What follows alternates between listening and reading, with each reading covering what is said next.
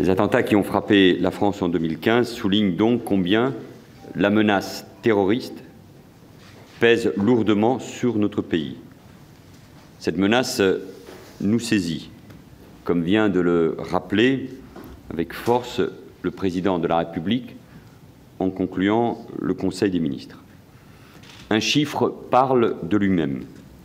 Le seuil des 1000 individus ayant rejoint depuis la France les groupes djihadistes en Syrie ou en Irak vient d'être franchi.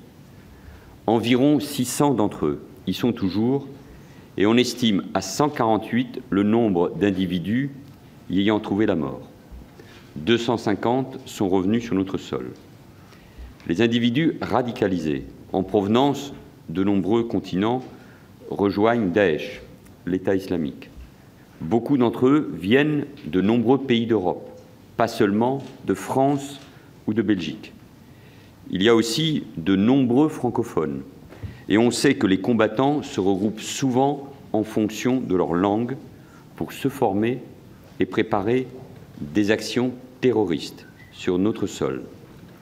Le devoir de vérité, c'est de répéter que la menace n'a jamais été aussi élevée. Le devoir de vérité, c'est de dire que nous devons faire face à une guerre contre le terrorisme, contre le djihadisme, contre l'islamisme radical.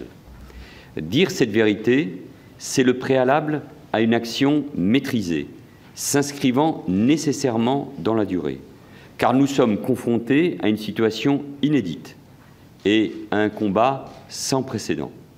Il réclame sang-froid, rigueur et détermination.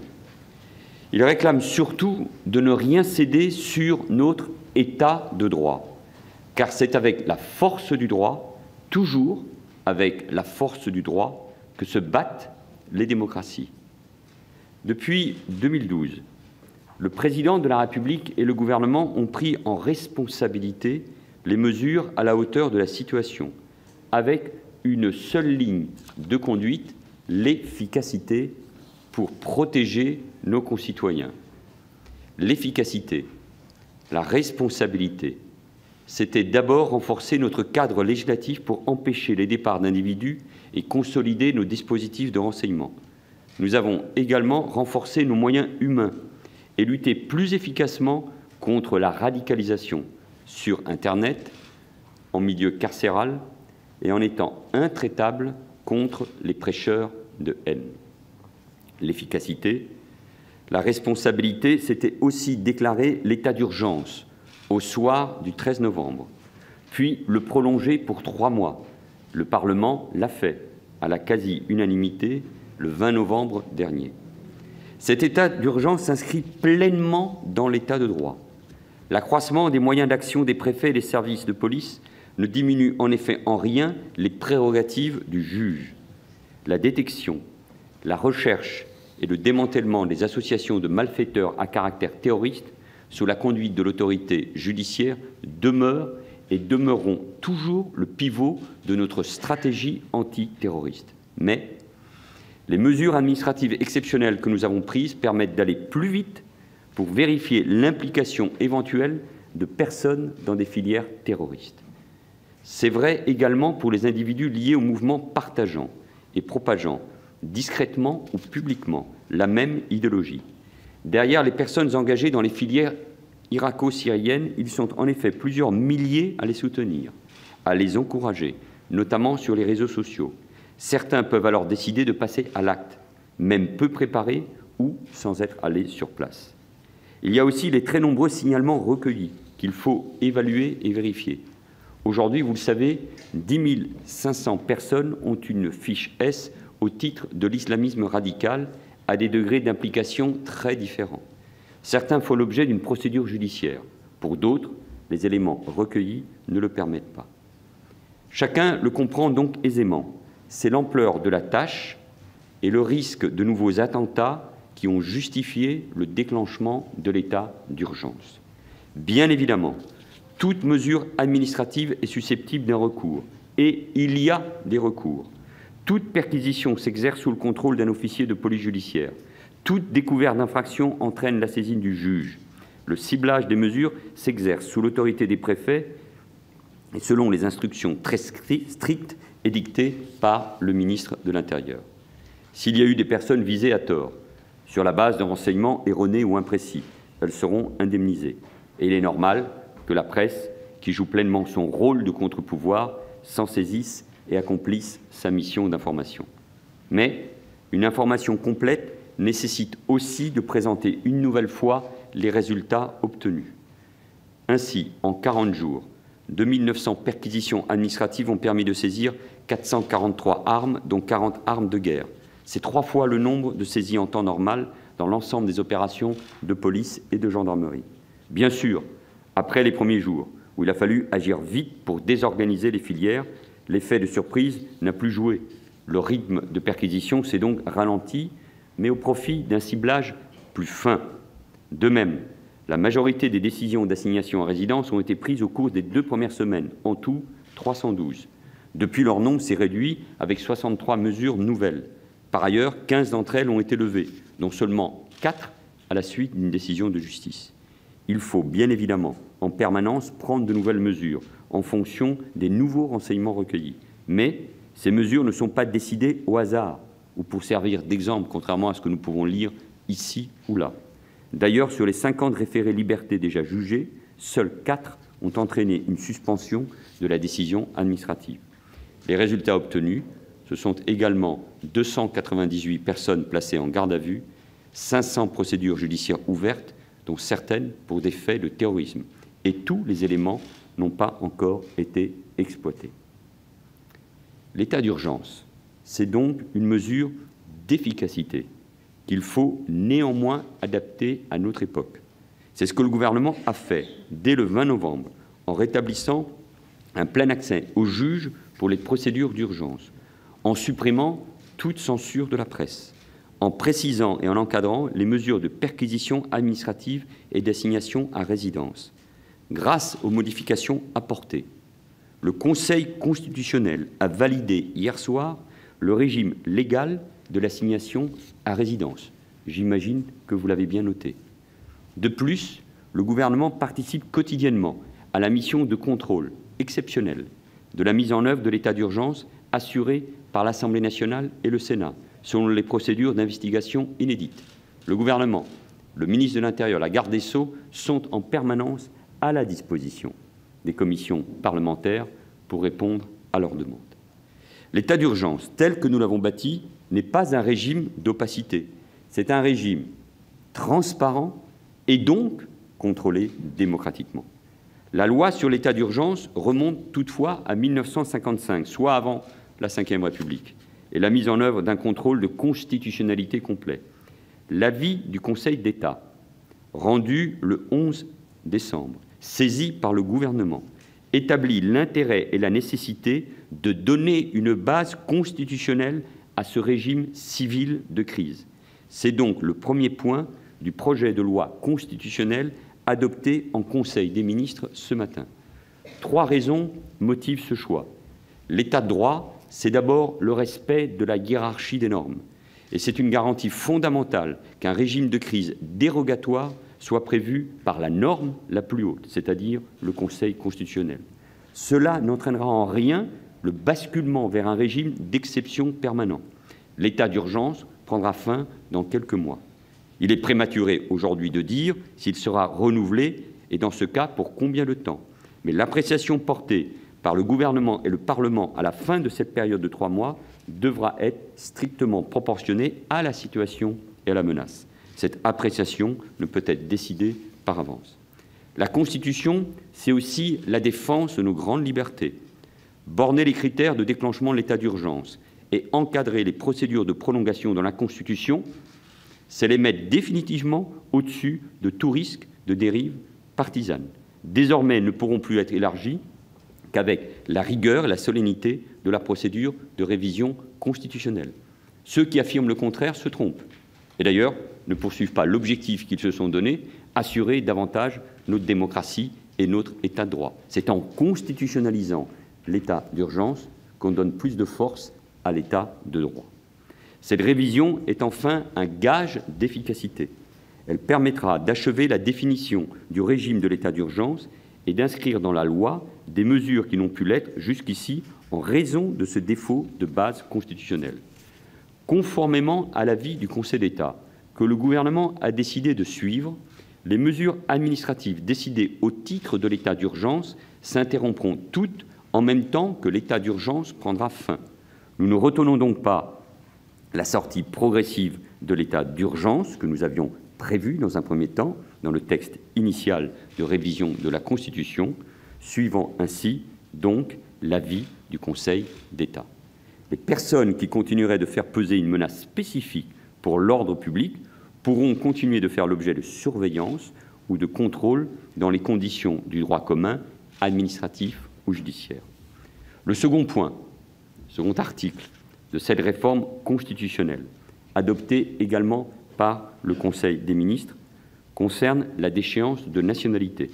C'était aussi un engagement du président de la République devant le Parlement réuni en Congrès. L'efficacité ici, et tout le monde l'aura compris depuis cette annonce, n'est pas l'enjeu premier. C'est une mesure, je l'ai déjà dit, à caractère hautement symbolique. C'est une sanction lourde que la nation est légitimement en droit d'infliger à celui qui l'a trahi au plus haut point.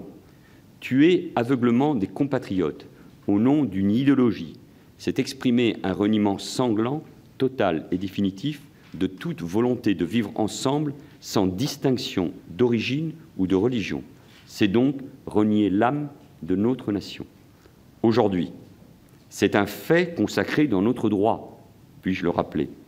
La déchéance de nationalité en cas d'acte terroriste existe et s'applique déjà, mais elle ne concerne parmi les Français binationaux que ceux nés étrangers. Il y a de fait une atteinte au principe d'égalité. Dans l'absolu, certains peuvent penser qu'il faudrait pouvoir déchoir tout auteur d'un crime terroriste de nationalité française, de la nationalité française. Mais les principes internationaux que la France a reconnus interdisent de rendre une personne apatride. Nous devons bien sûr respecter ces engagements. C'est pourquoi, comme l'a annoncé le président de la République devant le Congrès, le gouvernement a décidé de soumettre au Parlement l'extension de la déchéance de nationalité à tous les binationaux. Le président de la République et le gouvernement ont décidé, en conscience, de suivre point par point l'avis du Conseil d'État sur ce sujet également. Le champ de cette disposition sera strictement limité. Il ne s'appliquera qu'à des personnes définitivement condamnées par la justice pour un crime contre la vie de la nation, dont les crimes terroristes. Aucun arbitraire administratif, sous aucun régime, ne pourra leur retirer la nationalité. Seule une condamnation définitive édictée par un tribunal indépendant et pour un crime grave le rendra possible. En aucun cas, cette déchéance ne permettra aux auteurs d'un crime terroriste d'échapper à la justice. Ils seront poursuivis et condamnés en France. Et c'est seulement à l'expiration de leur peine que, ayant été déchus de la nationalité, ils pourront faire l'objet d'une expulsion du territoire national. Mesdames, Messieurs, comme vous le savez, le président de la République s'était aussi engagé à saisir le Conseil d'État. S'engager, les engagements, la parole du président de la République compte, notamment dans ces moments-là. Il l'a fait notamment à la suite de propositions faites par des membres de l'opposition. L'avis du Conseil d'État sur les possibilités d'édicter des mesures administratives contraignantes supplémentaires, y compris en dehors de l'état d'urgence, est désormais public. Il est très clair sur le fait que seul un juge judiciaire peut décider d'une mesure de privation de liberté. Aucun internement administratif ne peut être décidé à l'encontre d'une personne sur la seule base d'une fiche de renseignement. Au-delà de la Constitution, d'ailleurs, les grands traités internationaux relatifs aux droits de l'homme l'interdisent. La seule hypothèse possible serait ou sera la création d'une rétention de sûreté à l'issue d'une condamnation judiciaire exécutée, mais dans des conditions très strictes. En revanche, le Conseil d'État admet la possibilité de mesures administratives restrictives en dehors de l'état d'urgence, mais il insiste, là aussi, sur des conditions particulièrement strictes concernant uniquement des personnes dont le niveau de dangerosité est élevé. S'agissant plus particulièrement du bracelet électronique, la jurisprudence constitutionnelle doit être rappelée, à savoir l'obligation de recueillir l'accord de l'intéressé, ce qui réduit son intérêt pratique en matière de prévention de la radicalisation. Comme annoncé, le gouvernement fera donc des propositions pour renforcer la surveillance des personnes radicalisées sur la base de l'avis du Conseil d'État. Il le fera en premier lieu s'agissant des personnes de retour des sanctuaires terroristes. L'action judiciaire devant primer sur la police administrative, ces mesures administratives s'effaceront en cas de poursuite judiciaire, un contrôle judiciaire étant possible. Le gouvernement maintiendra le dialogue avec le Parlement sur ces enjeux pendant toute la procédure législative à venir pour intégrer ces propositions. Enfin, il faut dès à présent anticiper la fin de l'état d'urgence. C'est pourquoi le gouvernement a prévu d'insérer des dispositions supplémentaires dans le projet de loi préparé depuis un an par la garde des Sceaux, Christiane Taubira. Le Conseil d'État sera saisi dès aujourd'hui de ce projet et le Conseil des ministres en délibérera en février. Il intégrera des mesures proposées par les ministres de l'Intérieur, Bernard Cazeneuve, et des Finances, Michel Sapin. Même s'il ne sera officiellement détaillé qu'à l'issue de la consultation du Conseil d'État, je peux et nous pouvons dès à présent vous indiquer qu'il comprendra des mesures fortes en matière de lutte contre le crime organisé et son financement. Elles s'appliqueront bien sûr en matière terroriste. Par exemple, les mesures d'investigation ouvertes au parquet seront renforcées en matière de communication électronique. L'extension des dispositifs de protection des témoins et du recours au huis clos dans les procès sera prévue.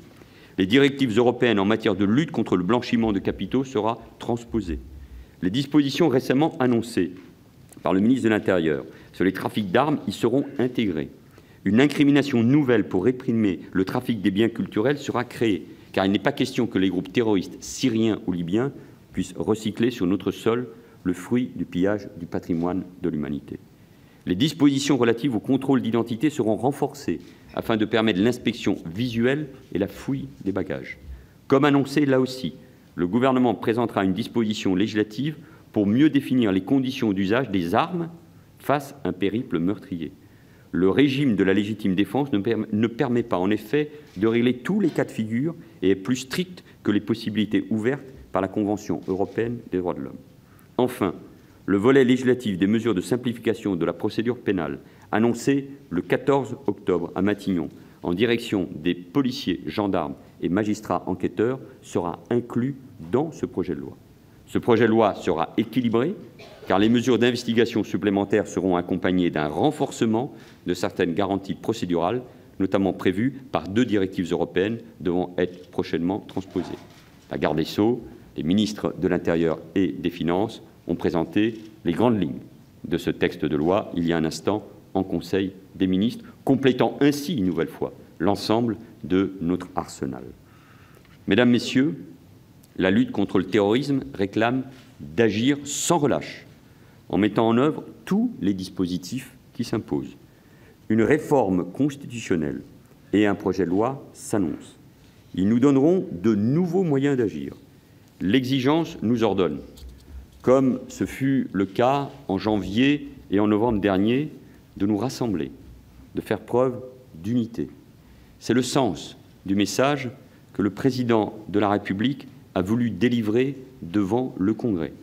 C'est le message qu'il a tenu devant les représentants de la nation, c'est-à-dire aussi devant les Français. Il a pris à cette occasion des engagements. Ces engagements sont respectés. Ils ont été adoptés par le Conseil des ministres. Dans ces moments si particuliers, la parole publique compte plus que jamais, et plus particulièrement celle du chef de l'État, dont je veux saluer et souligner la cohérence et la hauteur de vue. La parole publique, celle du gouvernement, compte aussi, bien sûr, dans ces moments si graves. Ce message d'unité doit en permanence nous guider, car dans de tels moments, nos compatriotes ne comprendraient pas que les divisions l'emportent sur l'intérêt supérieur de notre nation.